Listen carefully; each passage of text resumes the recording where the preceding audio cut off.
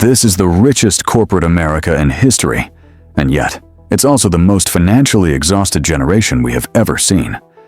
Stock markets are hitting record highs, company profits are exploding quarter after quarter, and executives are celebrating earnings they never dreamed of a decade ago.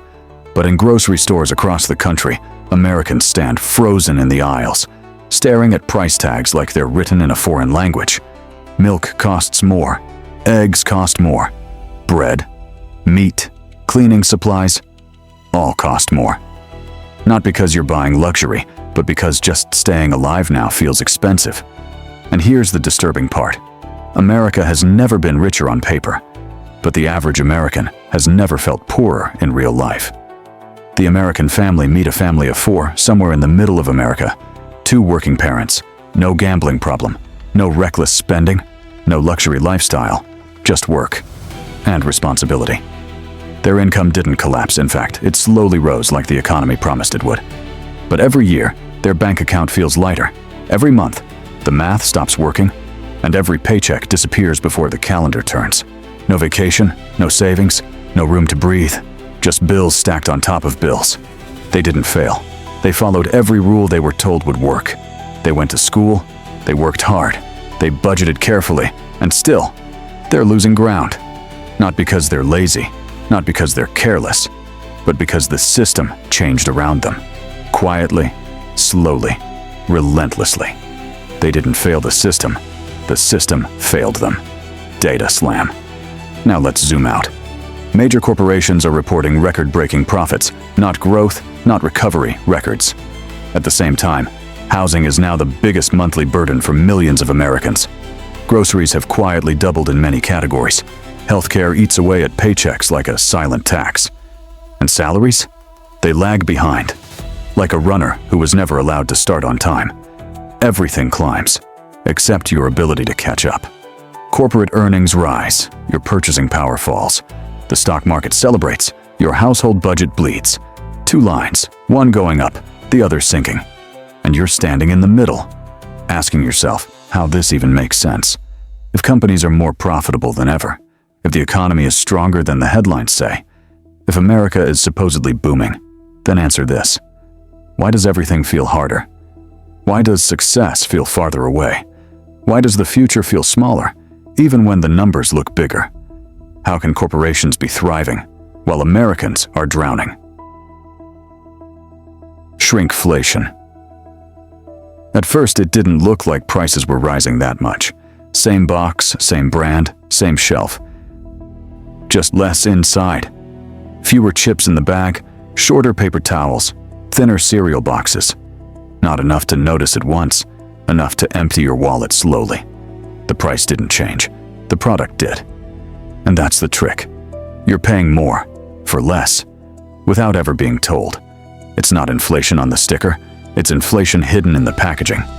By the time you notice, you've already paid for it. Shrinkflation isn't an accident, it's a strategy. Change the size, keep the price, and let the consumer blame themselves. Pricing power. Now here's the part nobody tells you. Companies don't raise prices because costs go up. They raise prices because they can. If you stop buying one brand, where do you go? Another brand, owned by the same company. Same owner, different label. Illusion of choice, real control. You don't negotiate with grocery chains. You don't bargain with landlords. You don't argue with insurance companies. You pay, or you go without. And when you have no alternative, price becomes a decision, not a result. They don't ask the market what's fair. They decide what you'll tolerate. That's not economics. That's leverage. Subscription economy. There was a time when you bought something once, and it was yours. Now, everything charges you, forever. Music, movies, software, your phone, your storage, your car, your coffee app. Not one payment, a forever payment. The modern economy isn't selling products anymore, it's selling access. Temporary permission, locked behind a monthly fee. You don't own entertainment, you rent it. You don't own tools, you rent them. You don't own freedom, you finance it. And the most dangerous thing? Stop paying, and your life starts shutting down. One service at a time. You don't own your life anymore. you rent it. Mergers and monopolies. Remember when competition meant lower prices? That was before everyone bought everyone else. Hundreds of brands, few owners. One company controls your food, another controls your phone, another controls your medicine, another controls your rent. You don't see monopolies anymore. They wear better clothes now. They hide behind logos, smile through marketing, and operate through ownership. Price competition disappears. Not because the law changed, but because ownership did. It's not one company raising prices, it's 5 companies agreeing not to lower them. Psychological traps, and just when your money gets tight, the ads get louder. Bigger screens, smarter targeting, perfect timing. They don't sell products, they sell feelings. Status, belonging, relief. They track what you watch, what you like, what makes you insecure. And then, they sell the solution right after the problem. Social media shows you a life you can't afford, and then offers you a payment plan. Not happiness, a monthly charge for pretending. You're not failing, you're being engineered. By design. Every click, every scroll, every like, it's all pulling one direction. Out of your pocket and into their system. Why wages don't rise. At some point, you expected your paycheck to grow every year, like your parents did. But instead, it stalled, and it stayed there. It wasn't an accident. It was replaced, not by a person, but by a system. Work used to stay close to home. Now your job competes with someone on the other side of the planet, not because they work harder, but because they're cheaper. Global labor didn't expand opportunity, it expanded pressure. Then came the machines, not to help you, but to replace you. Automation didn't create freedom, it created leverage. Every robot is a reminder. You are optional. And when you are optional, your paycheck becomes negotiable. Employers no longer fight to keep workers. Workers fight to keep jobs. The power flipped. They don't need you, they need options. And they have plenty. Now look up, all the way up. Executive pay didn't rise slowly, it didn't rise fairly. It skyrocketed. Bonuses in the millions, stock grants in the tens of millions, while wages crawled. What took you a lifetime to earn, they make before lunch. This is no longer income inequality. It's income separation. The gap isn't growing, it's exploding. Not because CEOs became smarter, but because they moved closer to money, closer to ownership, closer to power. And the farther you are from power, the smaller your paycheck becomes. Not by chance, by design, buybacks. When companies make record profits, you'd expect raises, bigger bonuses, more security. But instead, something else happens. They buy themselves. Stock buybacks. Money that could have gone to wages gets spent lifting share prices. Not for workers, for shareholders, for executives holding stock. Buybacks don't improve products. They don't build factories. They don't create jobs. They inflate wealth for the few. If you feel invisible, it's because profit doesn't see you. It sees stock price. And that's all. Taxes and loopholes. Every April, Americans pay. Every April, corporations escape. You don't have loopholes. You have deductions. They have lawyers. You pay your share because you have no choice. They avoid theirs because they have many. Shell companies, tax havens, legal gymnastics. While you're audited, they're insulated. The system doesn't punish complexity, it rewards it. And guess who can afford complexity? Not you. The tax code isn't broken, it's selective. Lobbying and power. And this is where the story gets uncomfortable.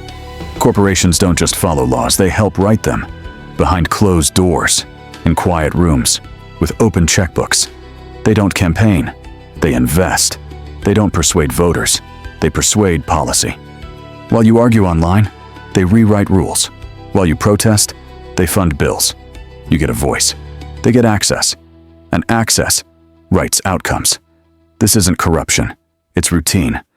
And routine is the most dangerous kind. There is no villain sitting in a dark room, no secret counsel, no evil cartoon mastermind. What's happening around you is not driven by hatred. It's driven by incentives, by profit, by advantage, by systems that reward extraction over protection. No one woke up wanting to crush the middle class. They woke up wanting returns. They wanted growth. They wanted shareholders satisfied and stock prices higher. And the machine delivered. Not by accident, by design. The system wasn't built to hurt you, but it also wasn't built to save you. It was built to work. And working doesn't always mean fair. You were taught that if you fail, it's your fault. You didn't try hard enough. You didn't learn fast enough. You didn't hustle enough. And so you blame yourself, quietly, in private. But the truth is harder. The game is not equal. The field is not level. The rules are not the same. Some people are born into safety nets. Others are born into storms. And the system rewards position, not effort. If you feel stuck, it's not because you're broken. It's because you were placed inside a loop, a design that keeps moving, no matter who it drags behind. This doesn't end with a crash. It ends with a hollow society, where work no longer builds dignity, where success feels unreachable, where hope becomes expensive, where survival becomes the goal instead of growth. A society that runs, but goes nowhere. This is not a message about despair. It's a message about clarity. Because once you see the machine, you stop blaming the mirror. Once you understand the design, you stop beating yourself. Awareness doesn't fix everything, but it changes where you aim. It changes how you choose. It changes who you trust. You were not born to struggle forever. You were not meant to feel disposable. You were meant to build, to grow, to live without constant fear. And that future is not in their hands. It never was. It is shaped by people who understand what they are standing inside. This story is not finished. Not here. Not tonight. Not with you. Because once you see the truth, you don't walk the same again. You walk awake.